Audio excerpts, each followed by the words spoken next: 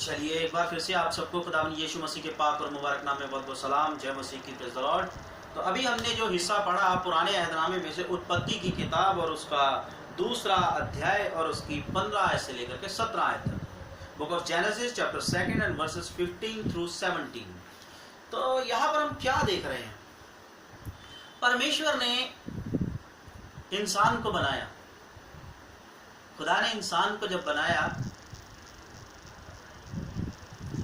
उसको बना करके एक खूबसूरत बगीचे के अंदर रखा।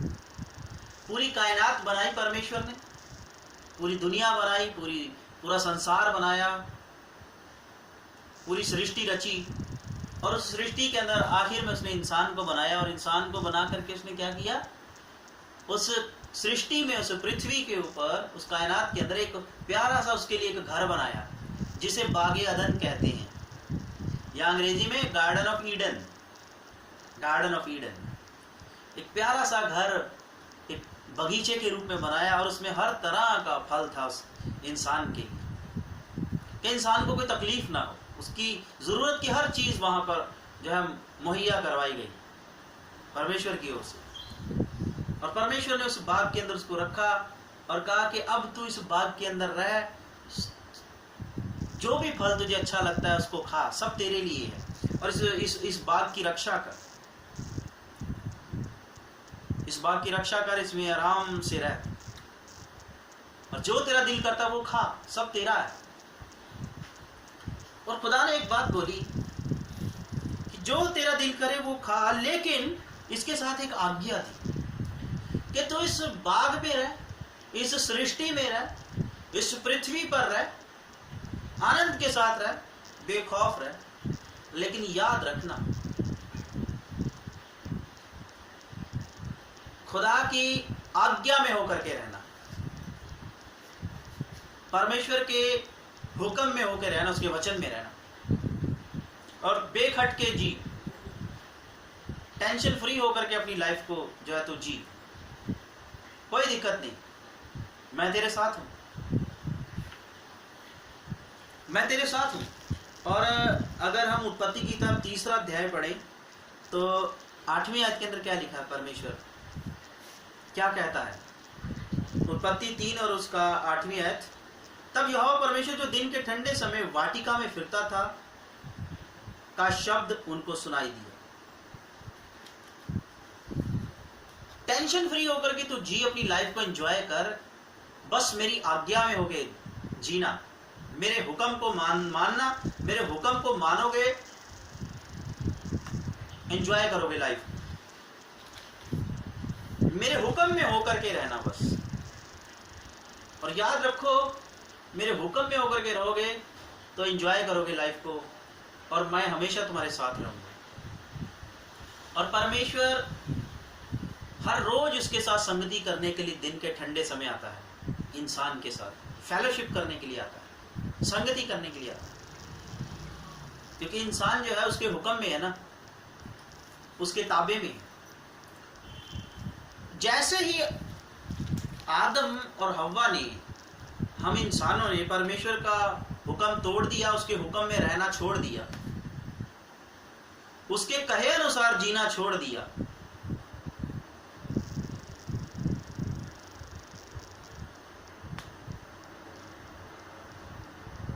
वैसे ही हम इंसानों के जीवन के अंदर दुख आ गया, तकलीफ आ गई, परेशानी आ गई, हमारी लाइफ जो है गड़बड़ा गई, जिंदगी का बैलेंस ही बिगड़ गया। जैसे ही हमने परमेश्वर के हुक्म में होकर के जीना छोड़ दिया।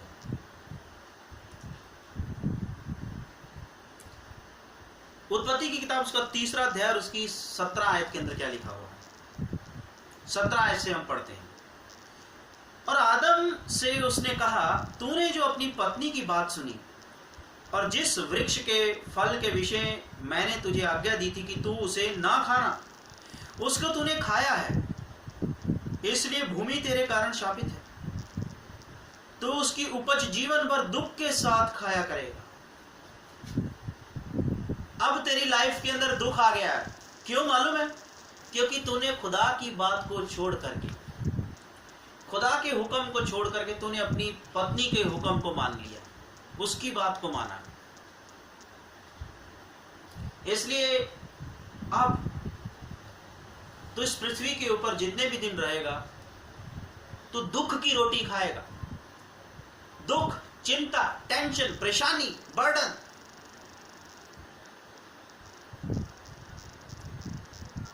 इन सब से भरी हुई रोटी, इन सब से भरी हुई जिंदगी तू जिएगा, क्योंकि तूने खुदा की बात मानी नहीं। तूने खुदा की बात माननी छोड़ दी, तूने खुदा के हिसाब से चलना छोड़ दिया, परमेश्वर के हिसाब से चलना छोड़ दिया तूने। परमेश्वर जैसे कहता वैसे जीना छोड़ दिया और तूने जीना शुरू कर दिया अपने हिसाब से। तूने परमेश्वर की बात को सुनना बंद कर दिया। परमेश्वर की बात को तू इग्नोर करता है, अनदेखा करता है, अनसुना करता है, और तू अपनी पत्नी की बात को बड़ी गौर से सुनता है। यीशु मसीह क्या कहते हैं? जो कोई मुझसे बढ़कर किसी को भी मुझसे बढ़कर जो है समझता है, चाहे पत्नी ही क्यों ना हो, चाहे बच्चे हो, परिवार हो, फैमिली मेंबर्स हो, कोई भी हो, मुझसे बढ़कर किसी भी व्यक्ति या किसी की भी बात को जो है अहमियत देता है, मेरी बात से ज्यादा किसी की भी बात को ज्यादा अहमियत देता है, तवज्जो देता है, मेरे लायक नहीं है। और जब हम खुदा के लायक नहीं रहते तब हमारी जिंदगी गड़बड़ा जाती है। जब हम अपने आप को उसके लायक बनाने की कोशिश करते हैं, कैसे? उसकी आज्ञा में होकर के जीने की कोशिश करते हैं, उसके हुक्म में होकर के हर रोज जिंदगी को जीने की कोशिश करते हैं, तब हम उसके लायक बनने लग जाते हैं। जब हम उसके लायक बनने लग जाते हैं, मालूम है, तब हमारी जिंदगी जो है सुलझने लग जाती है हमारी जिंदगी। तो हमारी जिंदगी की उलझनों का एक ही कारण है कि हमने खुदा के हुक्म में रहना छोड़ दिया है। अब हम पत्नी की बात सुनते हैं। यहां पर मालूम है, यहां पर कोई भेदभाव वाली बात नहीं कि तूने अपनी पत्नी की बात सुनी। यहां पर परमेश्वर क्या बता रहा है, उसका वचन क्या बता रहा है? तूने अपनी पत्नी की बात सुनी, यानी तू पत्नी की बात सुनता है। परमेश्वर की बात से ऊपर हमको किसी की बात नहीं सुननी। यहां कहने का मतलब यह है, यहां वचन यह समझा रहा है कि परमेश्वर की बात से बढ़कर किसी की बात नहीं, परमेश्वर के हुक्म से बढ़कर किसी का हुक्म नहीं है। परमेश्वर के हुक्म को ही मानना है। उसके हुक्म को छोड़ करके हमें ना तो पत्नी के हुक्म को मानना है, ना अपने खुद के हुक्म को मानना है।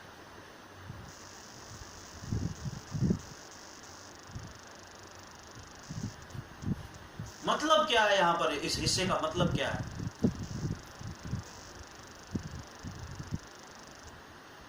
अगर आपकी पत्नी आपको कोई सलाह देती है, या आपके माँ बाप आपको कोई सलाह देते हैं, या आपकी खुद की कोई सलाह है किसी काम को करने के लिए, या आपके दोस्त, मित्र, पड़ोसी, किसी बुजुर्ग की कोई सलाह, या पादरी साहब की भी कोई सलाह है, परमेश्वर के सेवक की भी कोई सलाह है आपके किसी काम के लिए, तो ये सोच करके कि भैया ये खुदा का खादिम है, इसकी सलाह सही है, मान लो, या ये मेरी पत्नी है, इसकी सलाह सही है, मेरी अपनी है, मान लो, या ये मेरे माँ बाप है, इसकी सलाह सही है, मेरे माँ बाप मेरे लिए अच्छा ही सोचेंगे, मान लो, या मेरा ये बेस्ट फ्रेंड है, ये मेरा शुभ चिंतक है, ये अच्छा ही बोलेगा मेरे लिए, इसकी सलाह मान लो। नहीं,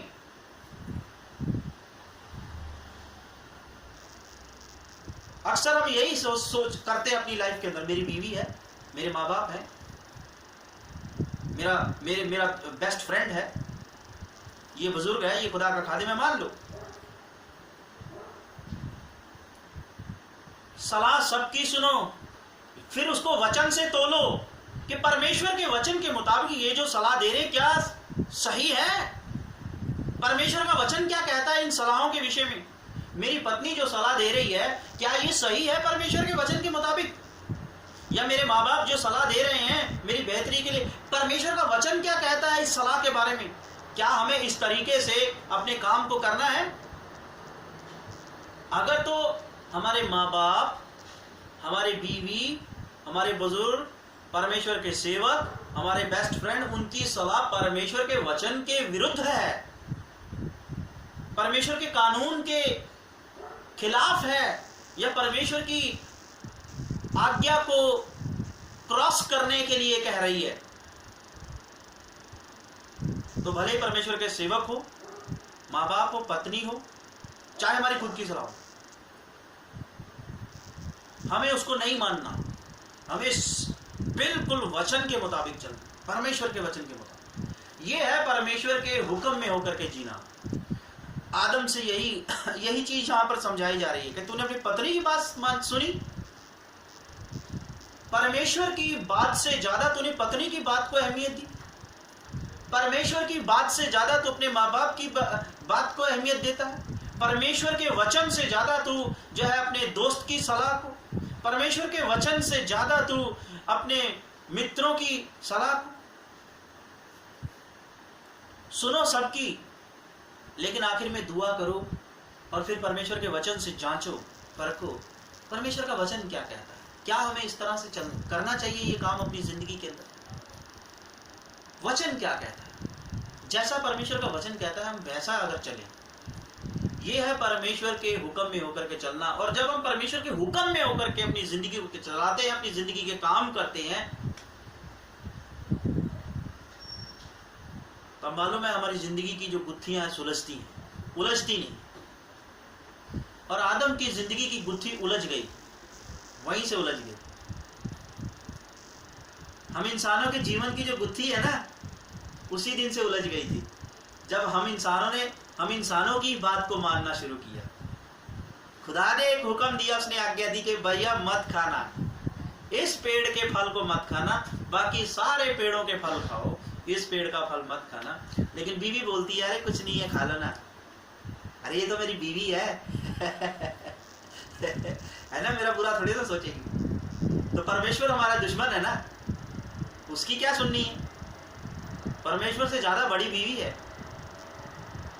अरे इस बीवी को दिया किसने, आदम तेरे को, परमेश्वर ही तो बना के लाया तेरे पास। तो आज उसके हुक्म की कोई अहमियत ही नहीं है, जिसने बनाया है हम इंसानों को। तुझे माँ बाप दिए, भाई बंधु दिए, मित्र दोस्त दिए, अच्छे सेवक मिले, ये किसकी आशीष है, परमेश्वर की तो है ना, उसी ने दिए। तो आज तू परमेश्वर की बात को नहीं सुनता।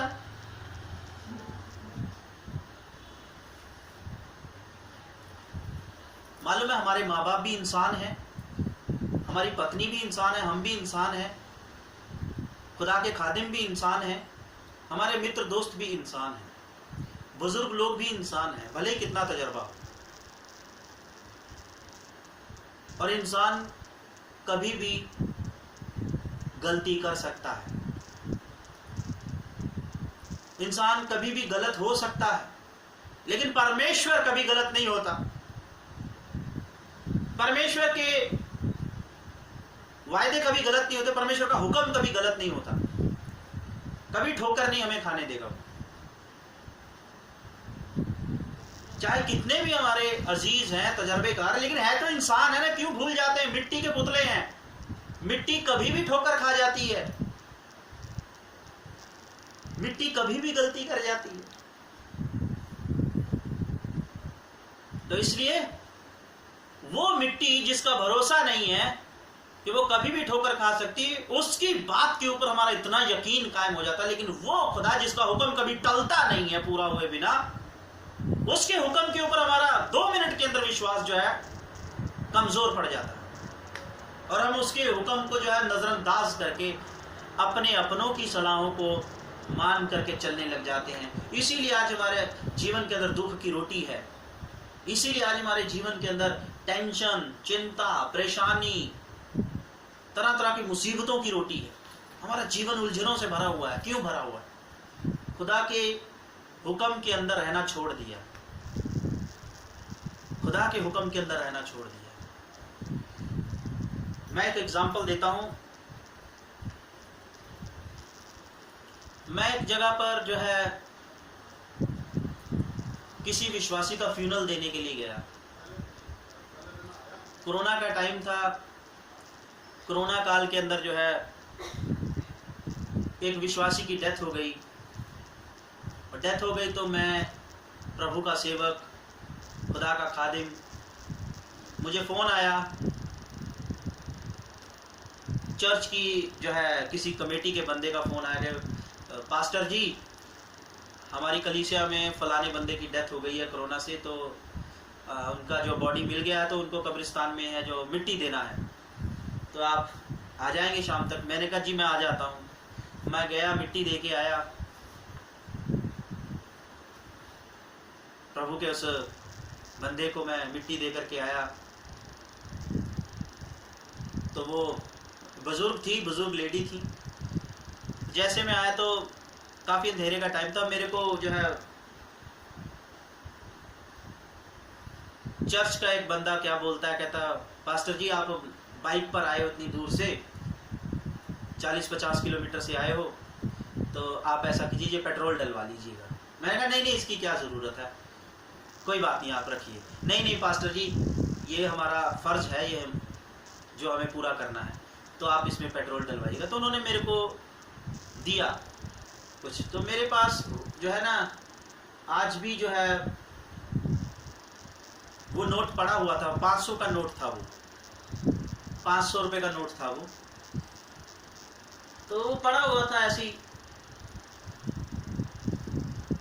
मैं सोच रहा था कि ये नोट कभी उनको मिलेंगे तो मैं वापस कर दूंगा, क्योंकि वो नोट जो था जब मैंने देखा, पता नहीं क्या कारण हुआ, किस कारण से वो नोट देखा, वो नोट जो है ना वो चलने लायक नहीं था, बाजार में चलने लायक नहीं था वो नोट। तो मैंने कहा कभी मिलेंगे तो कर दूंगा वापस। अब पता नहीं कैसे वो नोट ऐसा हो गया, खराब कैसे हो गया, मुझे नहीं मालूम कैसे खराब हो गया। मैं उस भाई के ऊपर नहीं ब्लेम कर रहा, क्योंकि प्रभु के लोग कभी भी प्रभु के सेवकों को ऐसा पैसा नहीं देते होते, लेकिन हो सकता है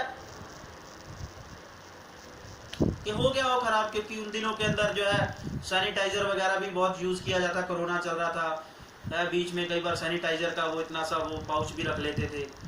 हो सकता है कहीं सैनिटाइजर लग गया, कुछ हो गया हो तो वो नोट खराब हो गया, किस कारण से भी खराब हो गया, जो भी है चलो। अब नोट पड़ा हुआ था, मैं कल बैठा हुआ सोच रहा था, मैंने कहा चलो प्रभु ने बोला इस नोट को मार्केट में लेके जाओ। मालूम है कितने महीने के बाद बोला, क्योंकि वो नोट मैं चला नहीं रहा था। मैंने कहा ये नोट खराब है, किसी को नहीं देना, किसी को नहीं देना, 500 का नोट ये खराब नोट है, किसी को। फिर मैंने कहा ये पड़ा क्यों पड़ा मेरे पास, इसको फेंक दो। मैं इसको फेंकने की सोच रहा था, तो प्रभु ने एक अंदर से मन को उभारा कि इसको मार्केट में लेके जाओ और लोगों से पूछो क्या ये चलेगा। तो मालूम है वो क्या ओवरव्यू क्या आया लोगों का। एक बंदे को मैंने जाके बोला, मैंने कहा ये नोट चलेगा क्या 500 का? वो कहते जी ये नहीं चलेगा, ये नकली है। मैं कहा नकली तो नहीं है, शायद मशीन में धो दिया हो किसी ने। कहता जी हाँ ये भी हो सकता है, बड़ा लाइट हो गया इसका कलर, तो लेकिन ये चलेगा नहीं। तो मैंने कहा तो फिर, मैं कहा चलेगा नहीं है ना, तो क्या करना चाहिए इसका? आपको कहाँ से मिला? मैंने कहा ऐसे ही मेरे को दे दिया किसी ने अंधेरे के अंदर, जो है मेरे को पता नहीं चला, तो सुबह देखा तो ये नोट खराब है। अच्छा आप भी ऐसे ही किसी को दे दो। लोग क्या बोल रहे हैं मालूम है, आप भी ऐसे किसी को दे दो। मैं कहा नहीं, किसी का नुकसान क्यों करें हम? अरे आपका तो नुकसान हो रहा है ना, आपको 500 का नुकसान हो गया। मैंने कोई बात नहीं, मेरा जो हो गया सो हो गया, तो लेकिन किसी आगे हम किसी का नुकसान क्यों करें? फिर हम अच्छे इंसान नहीं ना, तो ऐसा नहीं कर रहे। कहते नहीं अरे आप इसको ऐसा मत सोचो। मैं कहा मैं सोच रहा हूँ इसको मैं फाड़ के फेंक दूं। अरे फाड़ना मत इसको फाड़ो मत, आप दे दो किसी को भी, ऐसे ही चला दो। क्यों? क्योंकि आपका नुकसान हो रहा है। मैंने कहा मेरा नुकसान हो रहा है तो कोई बात नहीं, अब हम इसको यहीं रोक देते हैं ना काम को। आगे किसी के पास जाएगा, वो परेशान हो जाएगा, वो आगे किसी ऐसे गरीब को दे देगा जिसके लिए 500 रुपया ही बहुत बड़ी चीज है, तो किसी गरीब को के पास पहुंच गया, उसको तो उसके लिए तो 500 बहुत बड़ी चीज है, उसको तो फटका लग गया। हमारी वजह से ही जो है वो आगे किसी के साथ बेईमानी करेगा वो व्यक्ति। हम जिसको भी चलाएंगे धोखे के साथ, आगे वो व्यक्ति भी किसी को चलाएगा, हमारी वजह से वो आगे किसी और के साथ धोखा करेगा। ऐसे आगे से आगे धोखा होगा, किसी गरीब के हाथ में चला गया, उसके लिए तो 500 की बहुत बड़ी चोट लग जाएगी। अरे आप ये सब छोड़ो, आप अब ये देखो कि आपका नुकसान हो रहा, आप अपना नुकसान बचाओ। तब मैं उस नोट को ले आया और उस नोट को मैंने ला करके टुकड़े टुकड़े कर दिया, फाड़ दिया, मैंने किसी को नहीं दिया। फिर मेरे को समझ में आया कि प्रभु ने क्यों बोला कि जाके मार्केट में इस नोट को दिखाओ लोगों को। परमेश्वर बताना चाह रहा था कि देख इंसान कैसे बन गए, अपना नुकसान ना हो, अपने नुकसान को रोकने के लिए तुम किसी के साथ भी धोखा करो, किसी का भी नुकसान करो, तुम्हें उससे क्या, लेकिन तुम्हारा नुकसान होने से बचाओ। तुम, ये है इंसान की सोच। क्या परमेश्वर कहता है कि तुम अपने नुकसान को रोकने के लिए, अपने नुकसान को रोकने के वास्ते तुम दूसरे का नुकसान करो? क्या परमेश्वर का वचन कहता है? आप ही बताओ। ये प्रभु यीशु मसीह तो कहता है कि तू बिना स्वार्थ के, बिना अपने स्वार्थ के, बिना अपने मतलब के, अगर कोई तेरे को कहता है कि मेरे साथ 1 मील बेगार में चल, बेगार में चल, तो तू उसके 1 की बजाय 2 मील जाना उसके साथ, बिना स्वार्थ के। बेगार, वो पंजाबी में क्या कहते हैं, अगर कोई तेरे को बगार डालता है ना, बगार, बगार यानी बगार में अगर तेरे को लेके जाना चाहता तो बगार में 1 किलोमीटर की जगह 2 किलोमीटर चल जा। अगर कोई पंजाबी में कहता कोई बगार पा दे ना तेरे ऊपर, ठीक है ना, तो प्रभु कहता अगर कोई बगार पा दे तेरे ऊपर तो तू तब भी उसके साथ चलना। तो हिंदी में अगर कोई बेगार के अंदर तेरे को 1 मील कहे तो तू उसके साथ 2 मील चलेगा, यानी बिना मतलब के ही जाना। ये ना सोचना कि भैया, बेगार का मतलब है कि हम बिना मतलब के किसी के काम आ रहे हैं, ये होता बेगार। तो प्रभु तो कहता बिना मतलब के तुम दूसरों के काम आओ, अपना फायदा नहीं देखो, तुम दूसरों की भलाई को देखो कि दूसरों की भलाई होनी चाहिए तुम्हारे जीवन से। अपने फायदे के लिए तुम दूसरों के साथ बुराई मत करो। परमेश्वर का वचन तो ये कहता है, तो मैं अपने 500 रुपए के घाटे को पूरा करने के लिए दूसरे के साथ बुराई करूं? मेरे साथ तो जिसने कर दी या जो हो गया सो वो हो गया। जिसने भी, खैर क्या मालूम उस भाई ने की कि जानबूझ के किया ही ना हो, वो हो सकता है अचानक ही खराब हो गया वो नोट, लेकिन चलो जो मेरे साथ हो गया सो वो हो गया। अब मैं अपना घाटा पूरा करने के लिए दूसरे के साथ धोखा, बेईमानी। तो ये सलाह थी, मालूम है देने वाले कौन थे? वो भाई बहुत बुजुर्ग इंसान था जिसने ये सलाह मेरे को दी, मार्केट में बहुत बुजुर्ग इंसान, मेरे ख्याल 50 साल से ऊपर होंगे वो, क्योंकि हुलिये से तो ऐसा ही लग रहा था, सफेद दाढ़ी सफेद बाल। तो इसलिए हम कई बार सोचते हैं ये बुजुर्ग है, ये तजर्बेकार है, ये बड़े हैं, ये माँ बाप हैं, ये खुदा का सेवक है। अरे इन चीजों पर मत जाओ। मेरे को भी एक बुजुर्ग ही सलाह दे रहा है कि तुम्हारा तो नुकसान हो रहा है ना, अपना नुकसान बचाओ और दूसरे को चिपका दो ये नोट, वो अपने आप भुगतता रहेगा तो अगर हम ऐसा करते हैं तो हम उस परमेश्वर के हुक्म में होकर थोड़ी ना हमने ये काम किया। जब हमने उस खुदा के हुक्म में होकर के ये काम नहीं किया, हमने किसी और को वो नोट चिपका दिए, तो समझ लो इस 500 के बजाय पता नहीं कितने 500 मेरे कहां से निकलेंगे, मेरे को खुद को ही नहीं पता होगा। और फिर हम दुआ करते, प्रभु मैंने क्या किया ऐसा, ये सब मेरे साथ हो रहा है। क्योंकि हमको तो ये जो हम काम करते हैं, हम ऐसे कई काम करके भूल जाते हैं, हमें याद ही नहीं रहते। ऐसे छोटे छोटे कई काम कर देते हैं परमेश्वर की मर्जी के खिलाफ, हमें याद ही नहीं रहते। लेकिन जब हमारे ऊपर इन कामों की वजह से मुसीबत आती, तब हम कहते हैं प्रभु हमने ऐसा क्या किया, हमें याद नहीं आ रहा होता कि हमने क्या किया, लेकिन किया कुछ होता है। और हम प्रार्थना करते हैं प्रभु ये क्यों हो रहा है हमारे साथ। क्यों दुख, परेशानी, उलझन, दुख, तकलीफ, टेंशन का जीवन, उलझन, दुख, तकलीफ, टेंशन की रोटी क्यों? क्योंकि तूने खुदा की बात को अनसुना करके इस दुनिया की बात को माना, दुनिया की लोगों की सलाहों पर तू चला, खुद की सलाहों पर तू चला,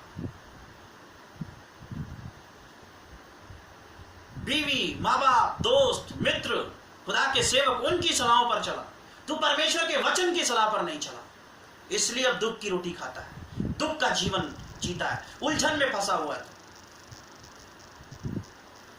तो हमारी उलझनों का कारण यही है, बागे अदन से शुरू हो गया था कि हमने खुदा की बात को नहीं माना, हमने खुदा की बात को नहीं माना मेरे अजीजों। इसलिए अगर हम चाहते हैं कि हमारी जिंदगी जो उलझी पड़ी है वो सुलझे, हमारी मुश्किलें दूर हो, हमारी जिंदगी की मुश्किलें, तो अभी भी वक्त है, अभी भी वक्त है। खुदा यीशु मसीह हमारा परमेश्वर कहता है कि खुदा की बादशाहत को खोजो, तुम्हारी जिंदगी में तुम जो चाहते हो वो सब तुम्हें अपने आप मिल जाएगा। और खुदा की बादशाहत इसी में है कि तुम उसके ताबे में रहो, उसके हुक्म के अंदर होकर के जीना शुरू कर दो। शैतान के साथ हम क्यों नहीं लड़ पाते पता है? आदम और हवा शैतान से लड़ नहीं पाए। क्यों नहीं लड़ पाए? इसका कारण मालूम है क्या? जब तक वो खुदा के हुक्म में थे तब तक शैतान उनको दबा ही नहीं सका, उनको दबोच ही नहीं सका बाग एदन के। जैसे इन्होंने खुदा के हुक्म में जीना छोड़ दिया, उसके हुक्म से बाहर आए और उस पेड़ का फल खा लिया जिसके लिए मना किया था, वैसे ही शैतान उनके ऊपर हावी हो गया और शैतान के वो गुलाम बन गए। वो लड़ नहीं सकते शैतान से। तब से लेकर आज तक हम शैतान से नहीं लड़ सकते। क्यों नहीं लड़ सकते? क्योंकि हम खुदा के हुक्म में नहीं रहते। और अगर आज हम शैतान के साथ लड़ना चाहते हैं, शैतान ने लोगों को तरह तरह के बंधनों में बांधा हुआ, चाहे बीमारी का बंधन है, चाहे पारिवारिक ग्रह कलेश है, चाहे टेंशन है, चाहे गरीबी, बेरोजगारी, चाहे पोर्नोग्राफी, व्यभिचार, दुष्ट आत्माएं, तरह तरह के रोग, इन चीजों के अंदर शैतान ने लोगों को जकड़ा हुआ है। और लोगों को शैतान की इस जकड़ से आजाद करने के लिए शैतान के साथ युद्ध करना होगा, लड़ना होगा, उसके ऊपर जय हासिल करनी होगी। और हम तभी शैतान के साथ युद्ध कर सकते हैं, तभी शैतान के साथ लड़ करके ऐसे लोगों को शैतान के, बीमारी के, परेशानी के, तरह तरह की तकलीफों के बंधन से लोगों को आजाद कर सकते हैं प्रार्थना करके। जब हम खुदा के हुक्म में होकर के चलना शुरू करेंगे, जब हम उसके हुक्म में होकर के जीना शुरू कर देंगे, तब शैतान को हरा देंगे उसी दिन। हम इसीलिए उसको हरा नहीं पाते क्योंकि हम उस खुदा के हुक्म में होकर के नहीं चलना शुरू करते। तो इसलिए जिंदगी के अंदर कोई भी काम करो, कोई भी फैसला करो, परमेश्वर के वचन से देखो कि क्या ये जो काम मैं जिस तरीके से करने जा रहा हूं, या जिंदगी के जो फैसले मैं लेने जा रहा हूं अपने खानदान में, अपनी फैमिली में, अपनी जिंदगी में, क्या जिस तरीके से लेने जा रहा हूं, क्या वो तरीका वचन के मुताबिक सही है कि नहीं? अगर वचन इजाजत देता है तो ठीक है, अगर वचन इजाजत नहीं देता तो उस तरीके को छोड़ दो और जो तरीका परमेश्वर का है उस तरीके के मुताबिक करो। देखो हमारा जिंदगी खुद भी सुलझेगी और बहुतों की जिंदगी को हम शैतान की उलझनों से सुलझाने वाले बन जाएंगे। तो ये है आज परमेश्वर का मैसेज उसके पाक कलाम से। खुदा आप सबको आशीष दे।